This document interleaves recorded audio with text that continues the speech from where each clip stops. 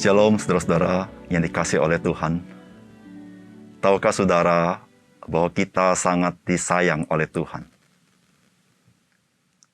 Kita tahu karena Tuhan memberikan firman-Nya kepada kita. Dan firman-Nya itu melindungi kita, membimbing kita, membentuk kita, dan menguatkan hati kita. Betapa bersyukur kita boleh mengenal Yesus dalam hidup kita. Salam jumpa dalam program Tuhan adalah Gembalaku. Pernahkah saudara merenungkan sejenak perkataan seperti ini? Tuhan hendak berbicara kepada saudara. Apakah yang ada di dalam batin saudara ketika saudara mendengar kalimat ini? Bahwa Tuhan mau berbicara kepada saudara. Untuk mudahnya, saya memberikan contoh.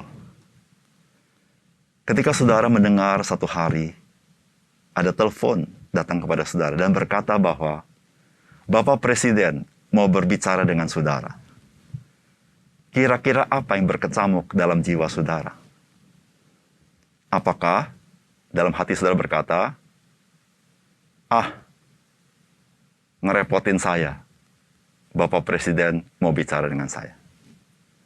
Atau saudara berkata, ini pasti ada perkara penting, sehingga Bapak Presiden mau bicara dengan saya.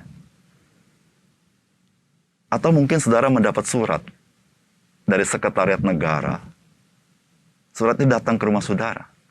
Ketika saudara buka, atas nama saudara, ditandatangani oleh Bapak Presiden. Saudara-saudara, kira-kira apa yang berkecamuk dalam jiwa saudara? Saya yakin setiap kita berkata, ini satu peristiwa yang besar. Peristiwa yang dahsyat. Pasti ini penting sekali. Saudara, Alkitab memberitahukan kepada kita bahwa Tuhan, Dia dengan pelbagai cara berbicara kepada kita. Dan puncaknya Dia berbicara melalui Yesus Kristus. Yang mencurahkan Roh Kudus, menginspirasikan firman Allah dalam Alkitab. Dan Tuhan sampai hari ini mau berbicara kepada kita. Dahsyat bukan? Tuhan Maha Besar yang mau berbicara kepada kita.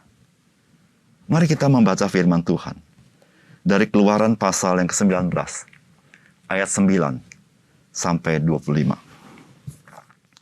Berfirmanlah Tuhan kepada Musa, sesungguhnya aku akan datang kepadamu dalam awan yang tebal, dengan maksud supaya dapat didengar oleh bangsa itu apabila aku berbicara dengan engkau, dan juga supaya mereka senantiasa percaya kepadamu. Lalu Musa memberitahukan perkataan bangsa itu kepada Tuhan.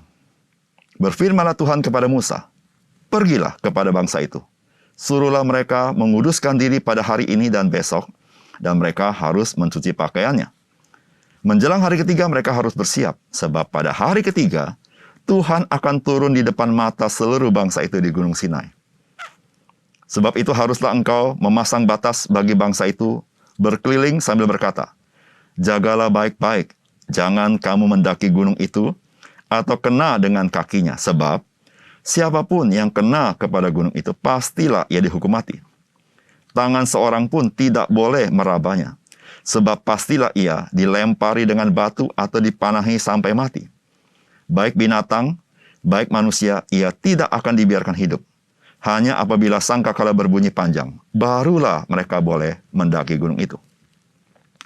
Lalu turunlah Musa dari gunung mendapatkan bangsa itu. Disuruhnyalah bangsa itu menguduskan diri dan mereka pun mencuci pakaiannya. Maka kata Musa kepada bangsa itu, bersiaplah menjelang hari yang ketiga, dan janganlah kamu bersetubuh dengan perempuan. Dan terjadilah pada hari ketiga, pada waktu terbit fajar, ada guru dan kilat dan awan padat di atas gunung dan bunyi sangkakala yang sangat keras, sehingga gemeterlah seluruh bangsa yang ada di perkemahan. Lalu Musa membawa bangsa itu keluar dari perkemahan untuk menjumpai Allah, dan berdirilah mereka pada kaki gunung. Gunung Sinai ditutupi seluruhnya dengan asap, karena Tuhan turun ke atasnya dalam api. Asapnya membumbung seperti asap dari dapur, dan seluruh gunung itu gemetar sangat. Bunyi sangkakala kian lama kian keras. Berbicaralah Musa, lalu Allah menjawabnya dalam gurun. Lalu turunlah Tuhan ke atas gunung Sinai, ke atas puncak gunung itu. Maka Tuhan memanggil Musa ke puncak gunung itu, dan naiklah Musa ke atas. Kemudian Tuhan berfirman kepada Musa, turunlah, peringatkanlah kepada bangsa itu supaya mereka jangan menembus mendapatkan Tuhan, hendak melihat-lihat. Sebab tentulah banyak dari mereka akan binasa. Juga para imam yang datang mendekat kepada Tuhan haruslah menguduskan dirinya supaya Tuhan jangan melanda mereka. Lalu berkatalah Musa kepada Tuhan, tidak akan mungkin bangsa itu mendaki gunung Sinai ini, sebab engkau sendiri telah memperingatkan kepada kami. Demikian, pasanglah batas sekeliling gunung itu dan nyatakanlah itu kudus. Lalu Tuhan berfirman kepadanya, pergilah, turunlah, kemudian naiklah pula, engkau beserta Harun. Tetapi para imam dan rakyat tidak boleh menembus untuk mendaki menghadap Tuhan, supaya mereka jangan dilandanya. Lalu turunlah Musa mendapatkan bangsa itu, dan menyatakan hal itu kepada mereka. Saudara yang dikasihi oleh Tuhan, sejak Tuhan memanggil Musa untuk memimpin umat Israel keluar dari tanah Mesir, Tuhan berbicara kepada bangsa Israel selalu melalui Musa dan melalui Harun. Namun saat ini, Tuhan mau berbicara kepada Musa dan disaksikan oleh umat Israel di dalam kemuliaannya. Apakah pesan firman Tuhan hari ini bagi kita? Yang pertama, firman Tuhan mau memberitahukan kepada kita, sesungguhnya Tuhan sendiri yang meneguhkan firman-Nya. Ayat 9 berkata, berfirmanlah Tuhan kepada Musa, sesungguhnya aku akan datang kepadamu dalam awan yang tebal, dengan maksud supaya dapat didengar oleh bangsa itu apabila aku berbicara dengan engkau, dan juga supaya mereka senantiasa percaya kepadamu. Lalu Musa memberitahukan perkataan bangsa itu kepada Tuhan. Saudara, firman Tuhan bukan diteguhkan oleh manusia. Karena berbeda, manusia tidak bisa meneguhkan firman Tuhan. Namun Tuhan sendirilah yang meneguhkan firman-Nya. Tuhan memakai Musa untuk menyampaikan firman Allah kepada bangsa Israel. Dan Tuhan ingin meneguhkan kepada bangsa Israel bahwa apa yang disampaikan Musa itu langsung diberikan oleh Tuhan kepada Musa. Supaya bangsa Israel, mereka takut akan Tuhan. Ketika mereka mendengarkan perkataan Musa yang adalah firman Allah kepada mereka. Saudara, demikian juga dengan kita. Di dalam Ibrani pasal 2 ayat 2-4 dikatakan demikian. Sebab kalau firman yang dikatakan dengan perantaran malaikat-malaikat tetap berlaku, dan setiap pelanggaran ketidaktaatan mendapat balasan yang setimpal, bagaimanakah kita akan luput jikalau kita menyia-nyiakan keselamatan yang sebesar itu, yang mula-mula diberitakan oleh Tuhan dan oleh mereka yang telah mendengarnya kepada kita dengan cara yang dapat dipercayai. Sedangkan Allah meneguhkan kesaksian mereka oleh tanda-tanda dan mujizat-mujizat dan oleh berbagai-bagai penyataan kekuasaan dan karena Roh Kudus yang dibagi-bagikannya menurut kehendaknya.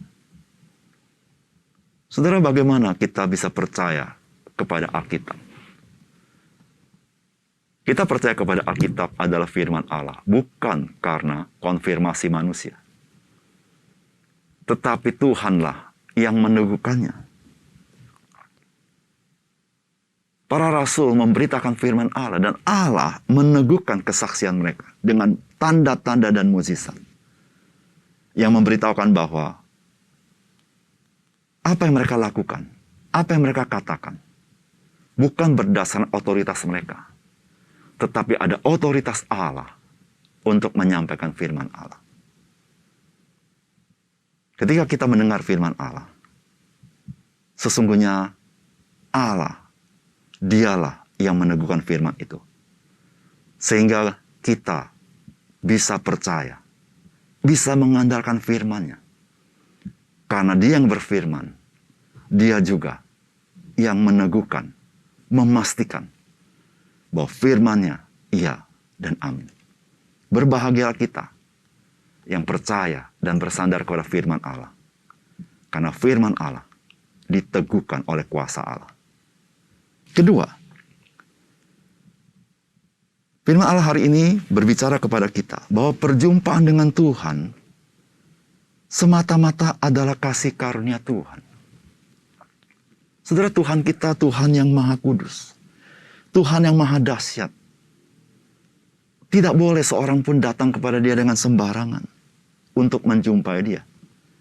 Di dalam ayat 9 berkata begini, berfirmanlah Tuhan kepada Musa, sesungguhnya aku akan datang kepadamu dalam awan yang tebal dengan maksud supaya dapat didengar oleh bangsa itu. Apabila aku berbicara dengan engkau, dan juga supaya mereka senantiasa percaya kepadamu. Lalu Musa memberitahukan perkataan bangsa itu kepada Tuhan. Ayat 10-13 dikatakan, pergilah kepada bangsa itu, suruhlah mereka menguduskan diri pada hari itu dan besok, dan mereka harus mencuci pakaiannya. Menjelang hari mereka ketiga, mereka harus bersiap. Sebab pada hari ketiga, Tuhan akan turun di depan mata seluruh bangsa itu di Gunung Sinai. Sebab itu haruslah engkau memasang batas bagi bangsa itu. Berkeliling sambil berkata, jagalah baik-baik. Jangan kamu mendaki gunung itu atau kena kepada kakinya. Sebab siapapun yang kena kepada gunung itu, pastilah ia dihukum mati. Tangan seorang pun tidak boleh merabanya. Sebab pastilah ia dilempari dengan batu atau dipanes sampai mati. Baik binatang, baik manusia, ia tidak akan dibiarkan hidup. Hanya apabila sangkakala berbunyi panjang, barulah mereka boleh mendaki gunung itu. Saudara, betapa dahsyat Tuhan itu. Karena Allah itu kudus. Berjumpa dengan Dia, jikalau bukan kasih karunia, tidak ada seorang pun yang berjumpa dengan Dia tetap hidup. Dia harus mati. Saudara, betapa berbahagianya kita. Kita boleh datang kepadanya ketika beribadah kepadanya. Di dalam Yesus Kristus. Dan Tuhan berkata, jika 2 atau 3 orang berkumpul di dalam nama aku ada di tengah-tengah mereka. Saudara, bukankah itu kenyataan dari gambaran dan perjanjian lama kemah suci? Di mana ada kehadiran Tuhan di tengah-tengah umat Tuhan. Dan saudara yang kasih dalam Tuhan, indahnya adalah saudara dan saya dapat dan boleh berjumpa dengan Dia ketika kita beribadah kepadanya. Saudara, apakah hati saudara bersuka cita ketika saudara boleh beribadah kepada Dia? Sukacita itu muncul ketika saudara sadar kita boleh datang kepada Dia semata-mata karena Dia berkenan kepada kita. Bahkan Dia memanggil kita untuk kita beribadah kepadanya. Oleh karena itu, ketika kita datang beribadah, biarlah kita bersuka cita. Karena di dalam ibadah, kita bukan hanya memuji Dia. Tapi Tuhan, Dia memanggil kita karena Dia punya maksud ketika kita datang kepadanya. Supaya Dia boleh berbicara kepada kita. Tuhan berbicara kepada kita merupakan anugerah yang sangat besar. Karena dengan demikian kita tahu, Dia sangat menyayangi kita. Yang ketiga, saudara, firman Tuhan hari ini mengajar kepada kita. Marilah kita menjaga kekudusan kehidupan kita. Saudara, firman Tuhan berkata kepada kita, hendaklah engkau kudus sebab Tuhan itu kudus. Oleh karena itu, kita sebagai umat Tuhan yang sudah dikuduskan, mari kita memelihara kekudusan hidup di dalam Roh Kudus. Di dalam ayat ke-10 dikatakan, berfirmanlah Tuhan kepada Musa, pergilah kepada bangsa itu. Suruhlah mereka menguduskan diri pada hari ini dan besok. Dan mereka harus mencuci pakaiannya. Saudara yang kasih dalam Tuhan, Allah kita Allah yang kudus. Dan kita umatnya telah ditebus oleh darah Yesus dan dikuduskannya. Sepatutnya lah kita yang takut akan Tuhan. Kita yang mengalami kasih Tuhan. Dan kita mengasihi Dia. Di dalam anugerah, di dalam kepenuhan Roh Kudus. kita memelihara kekudusan hidup kita. Karena dengan demikian, kita boleh hidup seturut dengan rencana dan maksud Tuhan. Kita tidak boleh lupa, kekudusan Tuhan menampakkan kemuliaan yang agung. Kehidupan yang kudus menyatakan kemuliaan Tuhan dan menjadi kesaksian bagi orang lain. Saudara, kekudusan hidup tidak pernah lepas daripada firman Allah. Karena firman Allah itu, dialah yang menyucikan kita dari segala dosa-dosa kita.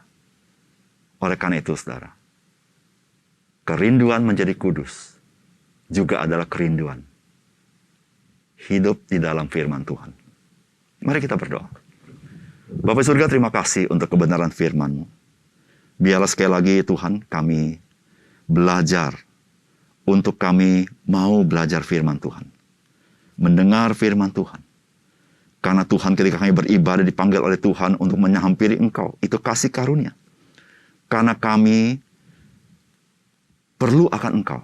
Dan Tuhan ingin berbicara kepada kami. Tuhan, biarlah kerinduan kami akan firman-Mu semakin hari semakin merindukan. Supaya Tuhan, hidup kami dikuduskan. Hidup kami boleh memuliakan nama Tuhan. Terima kasih Tuhan. Dalam nama Tuhan Yesus kami berdoa. Amin.